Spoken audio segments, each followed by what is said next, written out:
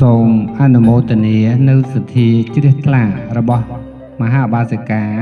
ងីរនីហៅរាព្រមទាំងកូនចៅប្រុសស្រីដែលមានសទ្ធាជ្រះថ្លាបានចូលរួមកសាងក្បាលនេះបង្កាន់ដៃឆ្នេរស្រះវត្តមង្គលយុវង្សចំនួន$250ឧបាសិកាងីវីណានិងស្វាមីកូនចៅប្រុសស្រីចំនួន$50ឯកឧត្តមបណ្ឌិតងីមានហេងនិងបុត្រីចំនួន$100លោកងីវិរៈនិងភរិយាព្រមទាំងបុត្រាចំនួន$50លោកងីវិបុលនិងភរិយាបុត្រាបុត្រីចំនួន$100លោកស្រីងីសនីនិងស្វាមីនិងបុត្រាចំនួន$50សរុបបច្ច័យចំនួន$600សម្រាប់កសាងឆ្នេរស្រះក៏ដូចជាកសាងនៅក្បាលអ្នកមួយគូនិងបង្កាន់ដៃសម្រាប់ជាបញ្ញនិធិជាកំណត់ទ្រព្យកប់ទុកនៅក្នុងព្រះពុទ្ធសាសនាជាអនុស្សាវរីយ៍សម្រាប់វត្តមង្គលយុវង្សដូច្នេះក្នុងនាមអាត្មាភាពជួបតាំងតំណាងឲ្យព្រះសង្ឃគ្រប់ព្រះអង្គនិងពុទ្ធបរិស័ទចំណុះជើងវត្តមង្គលយុវង្សក៏សូមថ្លែងនៅអំណរអគុណយ៉ាងជ្រាលជ្រៅចំពោះទឹកចិត្តទឹកសទ្ធាដ៏ជ្រះថ្លារបស់មហាបាសិកាព្រមទាំងកូនចៅបងប្អូនប្រុសស្រីទាំងអស់សូមឲ្យបានប្រកបជួបតែសេចក្តីសុខនិងសេចក្តីចម្រើនជួបនៅពុទ្ធពរទាំង4ប្រការគឺអាយុវណ្ណៈ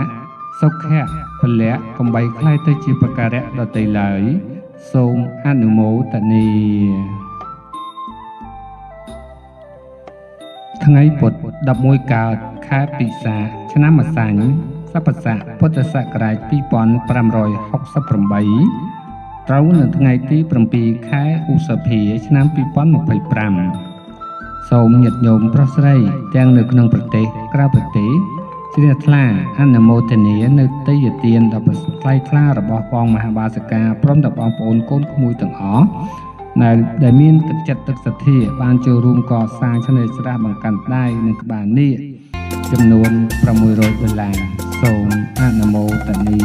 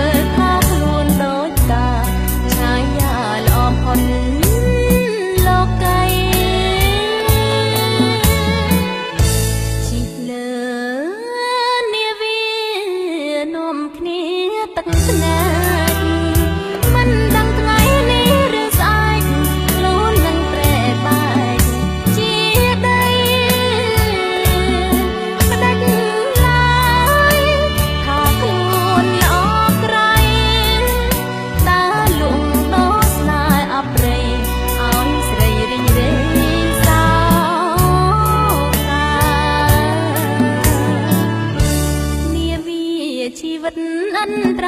ឡប់ក្រោយវិញឡើអសត់លោកអើយកុំសប្បាយភ្លេចកាយា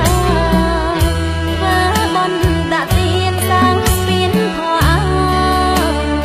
คนគេលែងទុកខា